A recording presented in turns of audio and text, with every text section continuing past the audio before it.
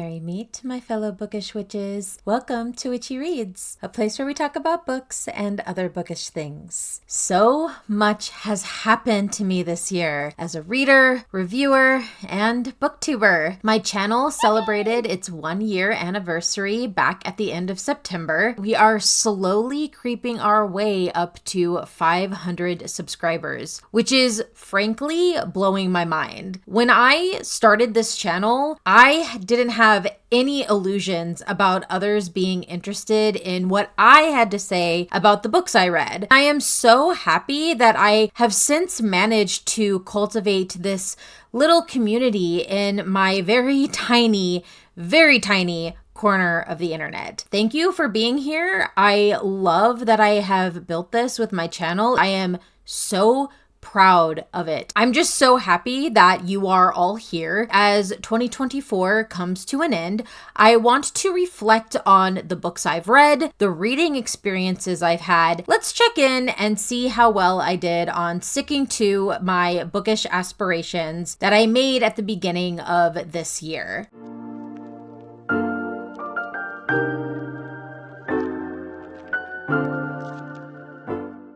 My reading goal for 2024 was reading a grand total of 50 books. I am happy to report that as of the beginning of December, I hit that goal. I am so proud of myself for being able to do that. As of this recording, I am sitting at 52 books read, with currently 2 books that I am reading. I don't know if I'm going to be able to finish one of them by the end of the year. We will have to see. I am so impressed with myself that I managed to complete this aspiration. There were some months that it was a bit touch and go, where I had to kind of play catch up in order to get back on track, but I did it. It has been done. Within this process, I did also learn that reading while parenting a highly energetic toddler makes it difficult to read physical books. I'm probably going to be sticking with ebooks and audiobooks for the foreseeable future.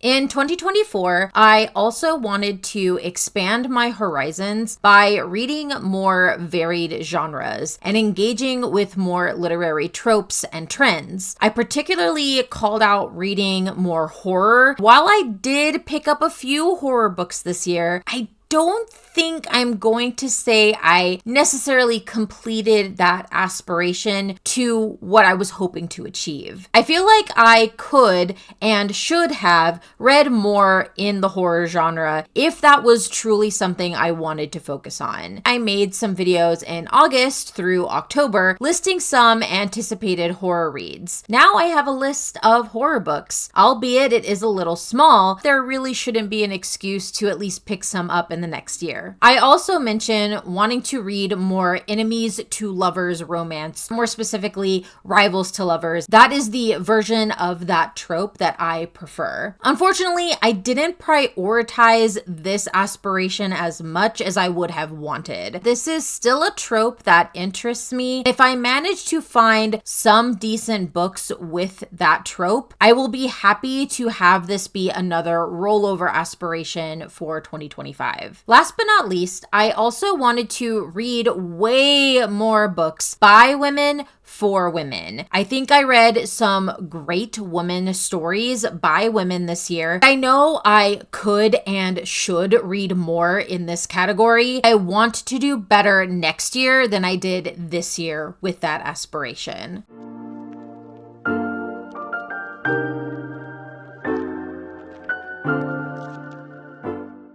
Speaking of authors, another 2024 aspiration was to read more BIPOC authors. What I did read this past year was a good starting point, but I can and must do better in that regard. If that means actively seeking out these authors versus just blindly picking books based on my mood, hoping that these stories fall into my lap, so be it. I was also hoping to focus more on debut and indie authors. I don't think I did as as well with this aspiration as I had done in 2023. I think this mainly had to do with wanting to read certain books, those books not necessarily being debut or indie books. That will have to change.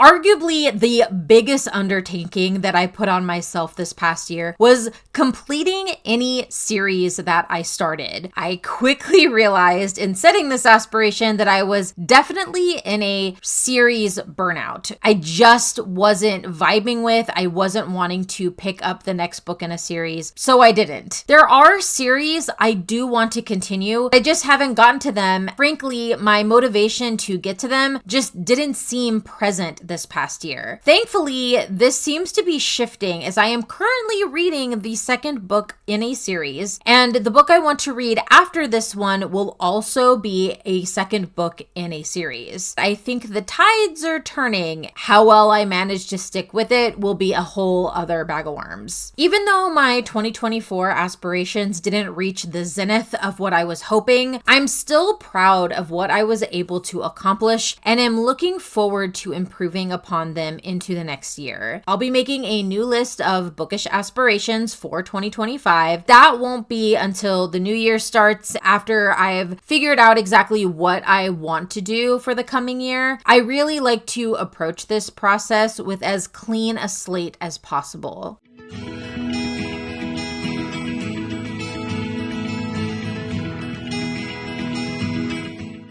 Let's talk about the reading I did do over the course of the year. I thought it would be really fun to break down some of my favorite and least favorite bookish experiences I've had over the course of the year. Let's start with reading formats. I'm talking physical books, ebooks, and audiobooks. Yes, audiobooks count. Reading physical books has presented a new set of challenges for me in that I have a rambunctious toddler who is almost as obsessed with books as I am. When he sees me reading a book, he absolutely refuses to leave me alone until I agree to read one of his books, which I, of course, oblige. My book, of course, then gets forgotten until I can sneak away for some alone time, which I don't get much of. Audiobooks have actually come in handy in that regard when I've needed to do other things throughout the day with my hands, chores, parenting, things like that. It also happens to be my preferred format for reading when I read nonfiction books, which I normally don't read a lot of, but I have a few on my TBR that I would love to get to sooner rather than later. 2025 might be the year of nonfiction for me. We'll have to see. There's also just something about finding a book with a great narrator that I can listen to at 2 times speed that makes my brain go brrr.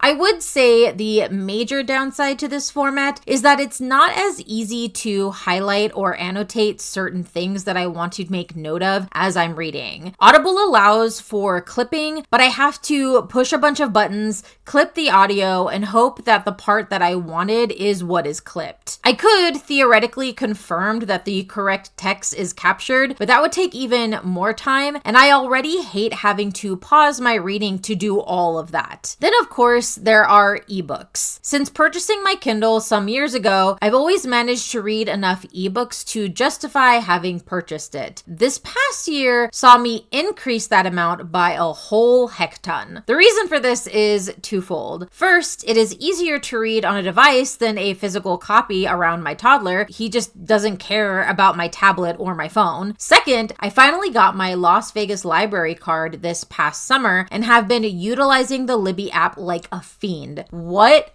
a game changer. So convenient, and the average wait time for the books is between 2 to 4 weeks. That's only for the popular titles. Most books are readily available, and I love it. I truly have become very impressed with the Las Vegas library system. I also find that annotating quotes in ebooks is super simple, super convenient. Even the books that I take out from the library and will eventually have to return, I can still take notes which will remain from Maine that I can always go back to, which I appreciate. After all of this, I can confidently say that my least favorite reading format in 2024 was physical books. This is so wild for me to say. Not only was this my least favorite, I am more than likely experiencing a burnout on reading physical books because of how difficult they are for me to read in my current lifestyle. On the opposite side, my favorite reading format in 2024 was ebooks. While I adore audiobooks, ebooks still provide a way for me to read text on a page. As weird as it sounds, I like that aspect of reading.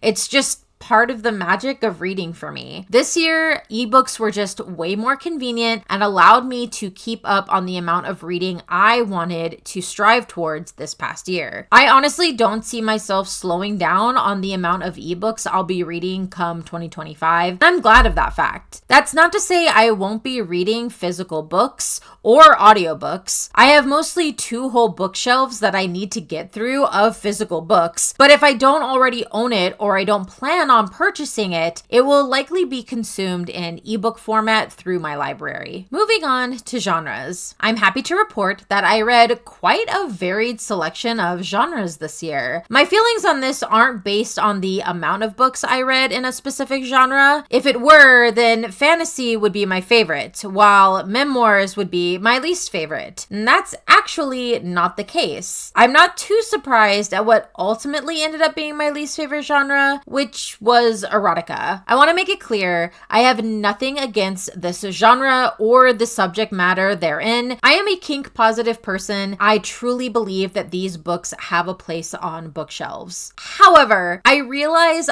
I personally need more from a story than simply explicit spicy scenes. I need at least some plot so the story has a purpose outside the bedroom, and more importantly for me, some character development. The few books I read in this genre this year just didn't deliver on those fronts, but I am willing to give it another try if I happen to come across one that piques my interest. As for my favorite genre of 2024, that would be LGBTQIA books or queer books. I'm not talking about simply having queer characters within a story. What I mean is the story itself needs to be queer, focusing on the queer experiences of queer characters. I didn't read many this year. The ones I did, I thoroughly enjoyed. I plan on reading more of this genre going forward. Let's talk characters. I am a character reader. I love when characters are written so well that they feel real to me. Some characters I just end up vibing with. I really want to be best friends with them if they were real. Other characters are written to be a menace upon society. To be clear, I am strictly basing this on the characters from the fiction books that I read. I won't be ranking real people that were in the nonfiction or memoirs that I read. This past year, I got to read about some pretty great characters, but along with the great came the disappointing. Most of the characters I read were actually pretty middle of the road. There was one character that did irk me to the point of getting the title of worst character of 2024. Melanie Carlson from The Catch by Amy Ley. This character is the most perfect example of suffering from main character energy. I get that she is the main character. She shouldn't act like she knows that. She's bad at her job, breaks her work contracts, intrudes on a family-owned business that is under construction / not open, has a pain-inducingly boring relationship with a lobster fisherman, and most egregious, a weirdly inappropriate back and forth with her 12-year-old neighbor. Hate it, hate this character. On the opposite end though, I have to say that I genuinely enjoyed quite a few characters. Picking my favorite character of 2024 was actually a hard choice, but I think I have narrowed down the options. Abatha from Slewfoot by Brom. Even before the witchcraft became prevalent in the story, she was such a strong character. She stood up for her husband, stood up to the wild folk, and when things got bad, she got up, stood firm, and called her brother-in-law out on his bitch behavior. In fact, she did that with the entire town. Let's be real. I don't think this book was super accurate as far as how people handled the witch trials. It was so satisfying to read Abatha kick ass and take names. Top tier character. Plot twists. This is not a humble brag, but it is not super common for a plot twist in a book to catch me off guard. But when it does, and it is executed well, I love it. Then again, if a plot twist comes out of nowhere and is infuriatingly incompetent, I tend to lose my mind and scream into the void. A perfect example of the latter is the plot twist in How to Kill Men and Get Away with It by Katie Brent. Throughout the book, the woman main character is being stalked by someone who knows that she is unaliving men in her free time. There are a few characters that could end up ultimately being the stalker, but from a narrative standpoint, for me personally, there is really only one character that makes the most sense and would have made the story way better when the reveal of who the stalker is occurs in the book. It is so disappointing. I was left so unhappy. It was truly a disappointing end to an overall disappointing book. I am glad that the book that had my favorite plot twist ended up being one of the horror books I read this year. Come Out by Natalie C. Parker. It wasn't a particularly clever plot twist. I'm sure some readers could have probably seen it coming. I honestly didn't until it was too late. When the twist finally did come, it was heartbreaking. Thinking someone is good and will accept you for who you are, only to not be who you expected, ultimately makes your life worse, or in this case, terrifying, is truly like a gut punch. This book is YA, so the horror aspect of the twist isn't super intense. I'll admit, as a person who identifies as queer, it did make me emotional. My overall reading experiences. This year, I have been all over the place as far as my reading, and I've actually really liked how varied my reading has been. However, there was one reading experience that was way below all of the others. If you've watched my videos, I'm sure this won't come as a surprise. My least favorite reading experience this year was The Honey Witch by Sydney J. Shields. This has to be one of the most nonsensical, infuriating books that I've read in a long time. I remember getting more and more upset as I read it. I'm sure you're thinking, why didn't I just DNF it? The answer, dear bookish witches, is that I wish I had, but I was hoping that it would get better. I was at 60% and just decided to get it over with. I do know quite a few readers enjoyed this book. I am not one of them. I cannot, in good conscience, recommend this book to anyone. For my favorite reading experience, again, this probably isn't a shocker if you have been a viewer of my channel, The Isle of the Gods by Amy Kaufman. This book isn't like a great work of literary art. My goodness, did I have a blast reading this book. I used to be a huge reader of young adult books, not so much anymore. Even though this book is classified as young adult, it doesn't feel young adult. It has adventure, magic, high stakes, life and death, with just a little bit of romance. I remember just feeling my body vibrate from the excitement of reading this book. I would absolutely recommend it.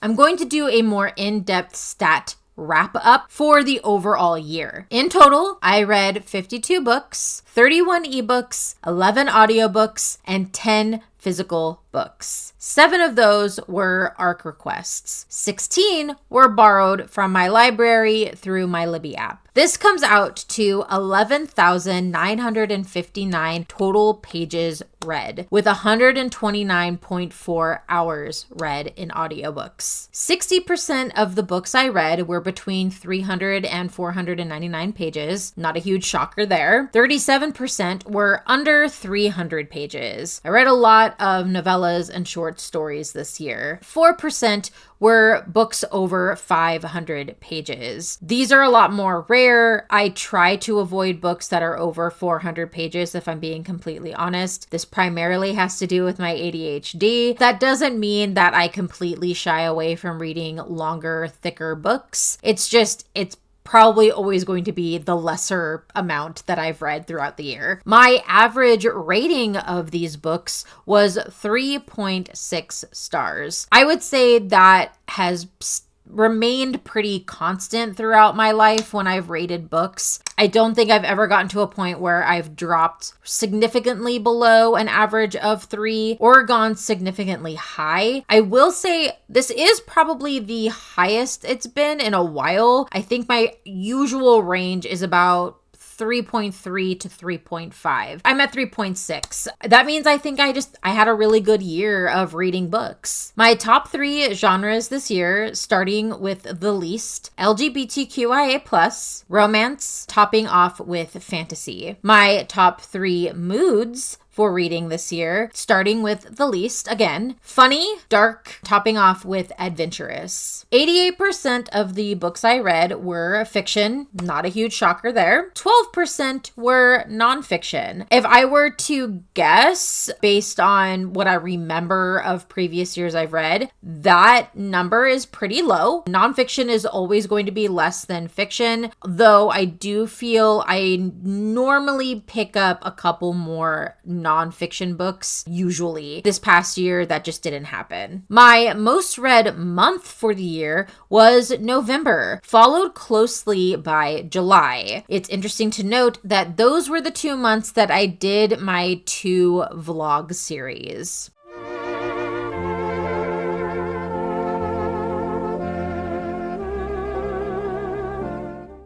I feel like just super important to reiterate that this is the first year that I have read a decent amount of books in a long while. I loved the reading journey I had this year, and I cannot wait for what will come my way this upcoming year. I already have some ideas for my reading aspirations. That will be another video. I had a great time. I'm glad that I've returned to reading and have it be a major aspect of my life again. It has brought me so much joy that I didn't realize I was missing. I only see good things coming in my life by allowing books to continue being a part of it. Thank you for tuning in this past year to all my videos, for liking, commenting, and subscribing if you really enjoyed my content. Honestly, it is a huge help for my channel, and I appreciate any kind of engagement that you want to provide.